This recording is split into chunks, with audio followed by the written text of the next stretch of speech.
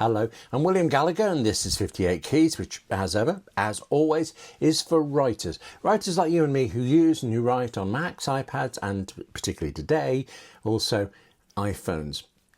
Particularly today because Apple has just launched a whole bunch of new iPhones and other devices. I think you knew that. I think Apple has done its level best to make certain that you knew. The fact that anybody even vaguely interested now knows that there are new iPhones. And I think Apple has probably, also a new Apple Watch, they would have mentioned that too. Yeah, all of these things. And Apple, I know, particularly wants you and me to know that these are the best devices ever. What I would like to know, though, what I'd like to do really, is focus on how the fact that you and I are writers, okay, what difference that makes, to focus on what these new devices offer us, both for actual writing, but also for everything else that we do as writers, if anything. Yeah, no, actually it turns out there's a lot. In fact, I was quite surprised how much there was for us. Starting with the new Apple Watch Series 10. I mean, I do mean it when I say there is a lot for us across all of these devices that Apple has just launched, but actually, only the new Apple Watch has an improved keyboard for, in fact, right, well, it's not going to be that, it's just like that. It's improved because the Apple Watch screen is bigger. That's it, really. It's the same keyboard. Otherwise, in fact, it's the same keyboard that you quite possibly have never used before and quite possibly won't now. Either, but it's there and it's bigger. I mean, I sound like I'm knocking it, and I'm really not. I mean, it's there, it works. Just I've tried it enough on my current Apple Watch Series 7 to know that for once, dictation, that's the way to go if you're writing on your watch. Still, that larger screen. 2 years ago, Apple brought out the Apple Watch Ultra, a watch with a large screen, a watch that's meant for, well, it's meant for me. Really, I'm a writer. Clearly, I'm the rugged outdoors type of writer. Take 2 hikes before breakfast in the... Yeah, all right, okay. But even so, I have fancied it just because of that larger screen. I haven't fancied the quite substantially chunkier size of the Apple Watch Ultra. Now, the Apple Watch Series 10 gives me pretty much that large screen. I say gives. I mean, it sells me then.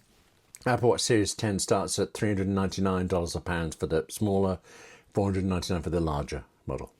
The Ultra is still chunky and hard wearing, but to me, the only reason left for buying the Apple Watch Ultra is that the battery life is much better. I mean, I charge my watch every night, and it looks like, yeah, we're still going to have to with the Series 10 because Apple is quoting 18 hours battery life, and you know how generous quotes can be. But the Apple Watch Ultra quote is 36 hours, or actually in a lower power mode, 72 hours. Forget hours, that's 3 days. I'd quite like that too. If you would like that, if you like that enough, last year's Apple Watch Ultra 2 now comes in black. That is its sole update this year, except for actually quite a lot of health and fitness stuff that's coming from watchOS 11 and will be mostly on all of the Apple Watches. Just to be clear, Apple Watch Ultra 2 costs $799. But back to the larger screen, Apple Watch Series 10, the new one for us. Apple Watches, right, are now always on, except when they're not. They don't blank out the screen completely to save power, but they do dim it. They only brighten, they only work at full speed as well when you turn your wrist to look directly at them. And you turn away and they dim away. So when you look down quickly, right, you can see the time always, but you can't see, for instance, the second hand moving. You just see the hours and the minutes. Or if you're using the stopwatch, well, you'll see the minutes, but you won't see the seconds going by. With the new Series 10, you've got all of that. The screen, even when dimmed, now updates once a second instead of once a minute. Plus, I just said that about looking down quickly. If you've ever been in a, shall we say, a conversation, situation, call it a situation, where you just need to take a subtle glance down, can I get out of here? Well, now you can do that more easily because the screen is reportedly much brighter now from the side. I'm not going to say that I've done that during some films and theatre plays. Nor am I actually going to make a joke. Somehow, I know there's a joke there, but I'm not going to do it, tying that to how the Series 10 can also detect sleep apnea. Health is always a thing now with Apple, and particularly Apple Watch. And yeah, you know, you and I, writers, we need to be conscious of our health. I mean, if nothing else, because we sit down typing for so many hours at a time. So all health stuff with you, that's good. This time out, though, there's also a health aspect to AirPods. But AirPods have had a kind of a shake-up, the whole range has. And AirPods, just in general, are truly tremendous for us. I mean, they shut the world out. You listen to music, you concentrate, you write. It's superb. And now there are 3 versions. The new cheapest one is just called the AirPods 4. And reportedly, that brings better audio.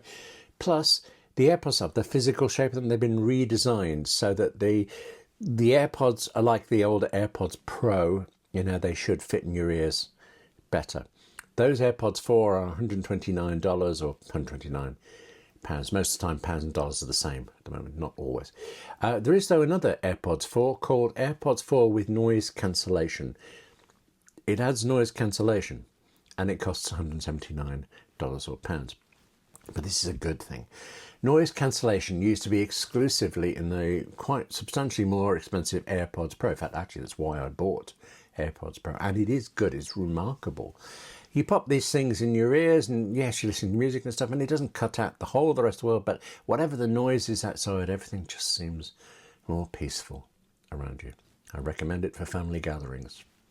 So noise cancellation is now in the AirPods 4 for less than it used to cost. But of course, that means Apple has to put something new into the AirPods Pro to make it, or to make at least some of us buy those more expensive devices. And what they've done is they've gone for health. Again, I suppose, watch health, AirPods health. This time specifically with the AirPods, it's hearing health. And this is so clever. I mean, I really admire this. You've been able to use AirPods and your iPhone as a hearing aid before. I mean, you point your iPhone at someone, turn it so the microphones are facing them, you wear the AirPods and the phone's microphone relays the audio it's receiving. Am I going to tell you this? I did try it once just to see if I could listen in on a conversation across the room. I was thinking spy. No, I was not going to tell you if it worked. Or what the police said shortly afterwards. But now, with AirPods Pro and your iPhone, you can have an actual, official isn't the word, but a good hearing test. And this is the bit that's so smart. Following that test, AirPods Pro will alter their audio to suit your needs. And if your needs mean you actually do need a hearing aid, you've now got one. That trick with the iPhone and the everything, I mean, it worked, it did the job, and it was quite fun, but it did also destroy your iPhone battery. You could just see the iPhone battery slamming down, presumably because everything but the hearing test now is done in the AirPods instead of across the phone. It's got to be more battery efficient. It will last longer than, well, I think it might have even been just a few minutes doing the phone thing. Although, that's the point, AirPod batteries don't last forever in any sense. After a few years, you need to get the batteries replaced, or you need to buy new AirPods. My AirPods Pro that I thought were in my pocket and aren't, they're 4 years old now. I wonder where in the world they are. And the battery in this AirPod seems fine. But the one for this year I don't use because it's got a horrible fall, really just a nasty squishing sound. Can't be fixed. I tried. So the only solution for me is to buy a replacement. And honestly, torn. I mean, I wanted noise cancellation again, but AirPods Pro cost $249 or £229. So do I miss noise cancellation that much? No. Now that noise cancellation is available in one of the cheaper AirPods, yeah, I don't know. I think it's good value in there. I really miss using my AirPods all the time now. I feel kind of let down by the faulty one. Yeah, but hang on. The point of Apple's whole event was actually the iPhone. This is the iPhone launch. in the iPhones, what's probably key for us as writers is, ultimately this will be key, this time each one of the 4 supports Apple Intelligence. Last year only 2 of the 4 managed. Apple Intelligence when it comes, although actually that's coming quite a bit sooner than I thought. It'll be with us at least in some stage by October 2024 if you're in the US, December if you're in the UK, as I am. No word yet on the EU, which might not get it at all, but Apple did say that Apple Intelligence would be localized in French sometime next year, so hopefully that's getting sorted out. If you were not a writer, okay, and you heard about Apple Intelligence and Apple yapping on about it, you would naturally, I think, assume that what is made for us is the new set that's called Writing Tools. These are the tools that can summarize your writing, that with a tap can make your writing more friendly. And I mean actually rewrite it to include phrases like, yo, dude, or, all right, it's possible I'm exaggerating, but honestly not by much. Or one tap make your writing more professional. Verily thou shalt order my book, or whatever. And there are proofing tools, proofreading tools, which actually do sound good. So far they have done literally nothing at all for me. I mean, not because my writing's perfect, because they just, for some reason, they don't even fully pop up to have a go. But they do for other people, and it sounds like when they're working for everybody, they'll be useful for us. Yeah, but since you are a writer, you know that the proofreading is good, but those first writing tools, the rewriting ones, no. We write our own stuff. I mean, I will say this forever. If anyone uses their AI to write their book for them, well, I'm just going to use my AI to go ahead and read it for me. Okay. However, all of this isn't to say that Apple Intelligence has nothing for us as writers. The thing I like is this summarizing. I mean, yeah, summarizing in Apple Intelligence, it's everywhere. Everything gets summarized. But in mail, for instance, instead of the inbox showing you the first few lines of a message like it always has done, it instead has a go at summarizing the email. Not always successful, not always great, but so far it's good enough that it actually does help you quickly see, do I need to do anything about that message now? What can I get on with my writing, really? And then Apple Intelligence, it kind of seeps into everything. So it's also giving Safari some nice tools, such as this one, hide distracting items. You get the idea, I know, but actually that was quite a poor example I think I chose there, because I got rid of an ad, and ads like that come back. This is not an ad block. It's not meant to be, and it isn't. I don't think I'll use this a lot, but there is this one website I read that drives you spare with popovers and just a horrible, horrible design. Whereas instead now, actually though, for that site, and I suppose, no, really for pretty much any site, you can use Reader View. You've always been able to use Reader View, but it's been improved now. This just shows you the text, but it gives you more options for that website's text, more controls. Really, I just think it looks better. It's a better reading experience, quite a peaceful reading experience. And Safari highlights, I think that should help us too. This is the feature where if you look at a hotel website, for example, Safari will pluck out details like its address and phone number. I've yet to see it working. I don't know why, but it sounds like it'll be good for us when we're doing any kind of research. I'm going to get the key information we need, and then do we read more, do we not? Up to us. This will help too, no question. Visual intelligence. This is good.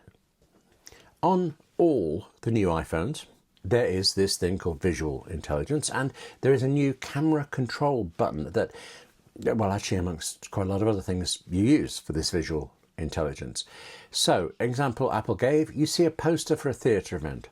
Point your iPhone at it, press the new camera control button, and that event, the details of that event are added to your calendar. I mean, this is crazy. Yeah. Apple also showed this visual intelligence identifying a breed of dog.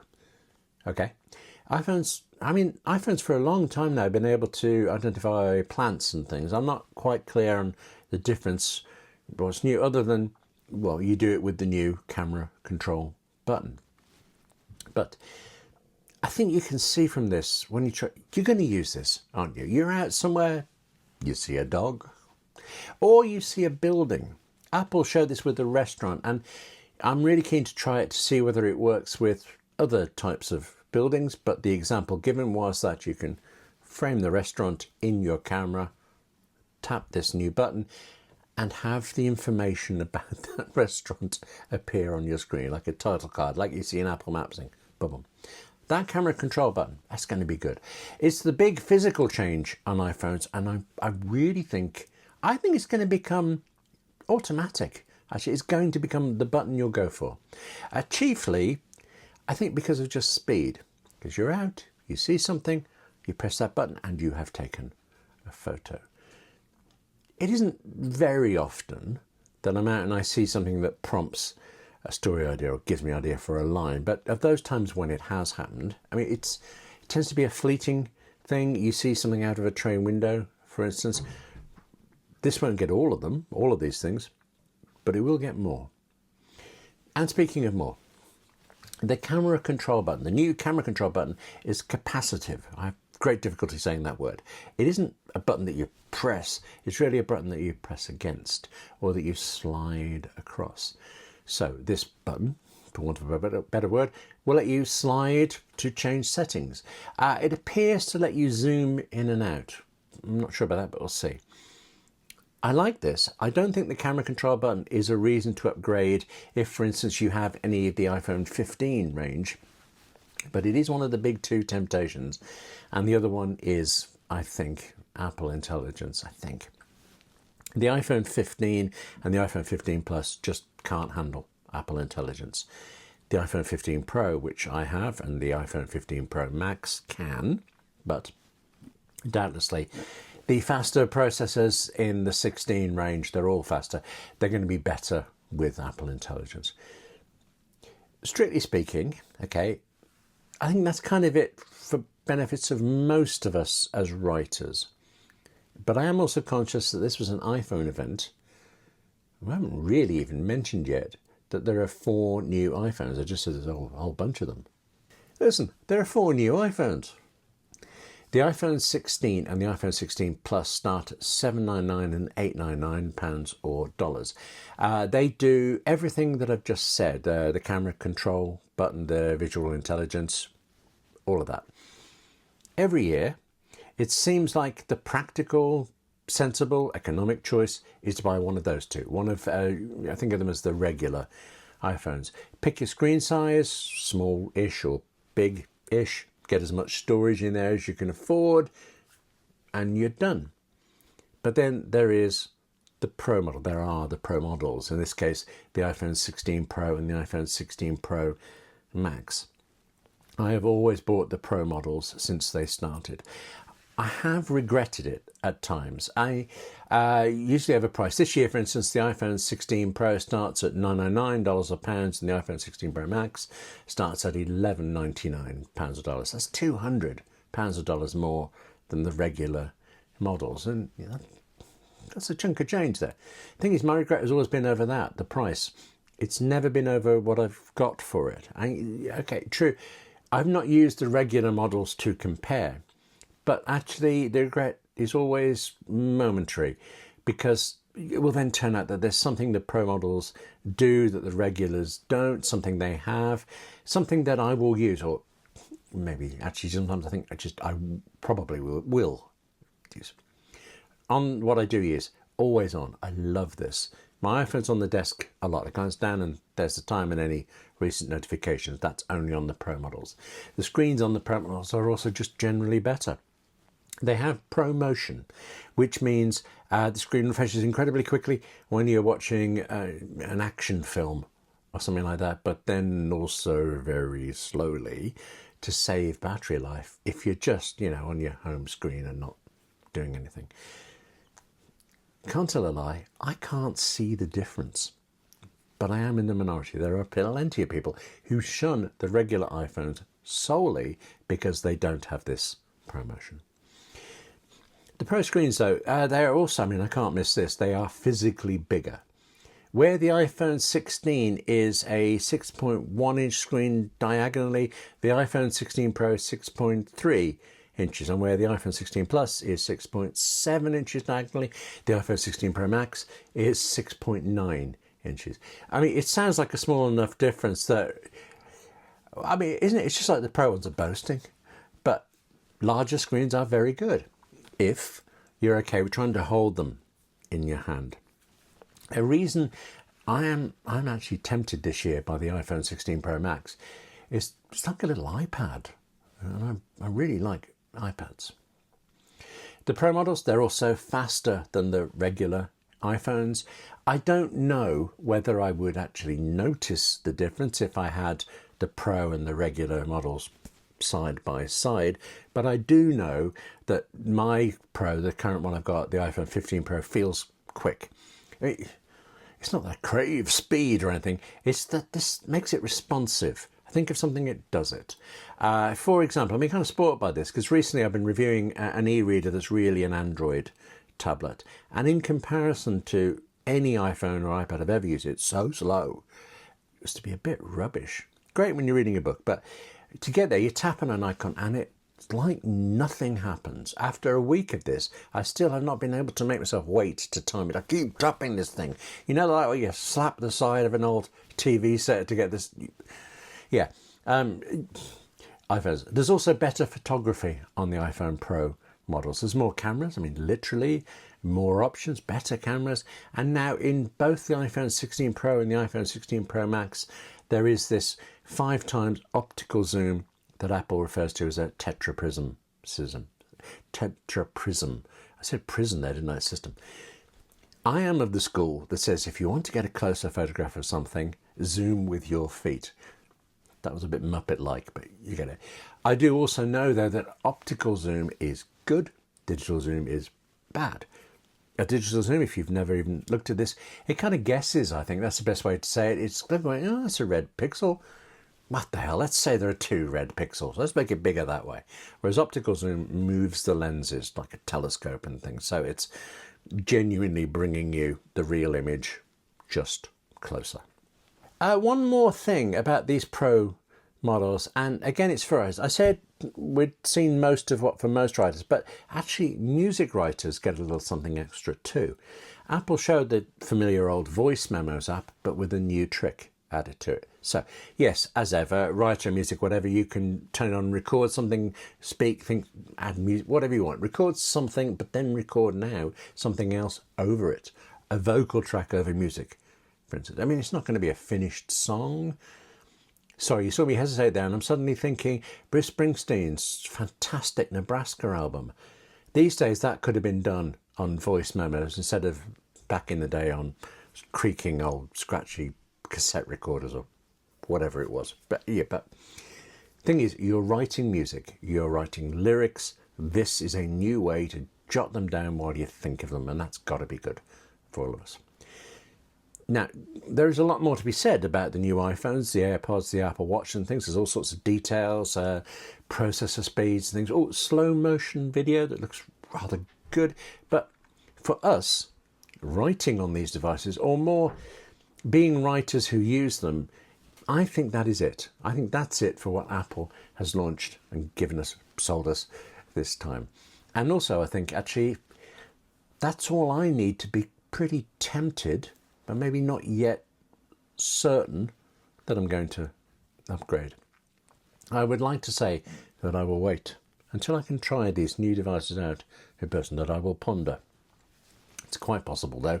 I'm just going to wait until I can check out my bank account balance and also find my AirPods. Yeah, anyway, bank accounts, getting personal now. I mean, I like you, but you do you. Anyway, that's it for this edition of 58 Keys. Thank you very much for watching. Thank you too also for kind of prompting me with this to think through all of the stuff that Apple has offered instead of just kind of watching the presentation and buying a phone and things. It's been a help for me. I hope that talking about it here has been a help for you too. And in the meantime, take care of yourself, Write more, and I'll see you soon.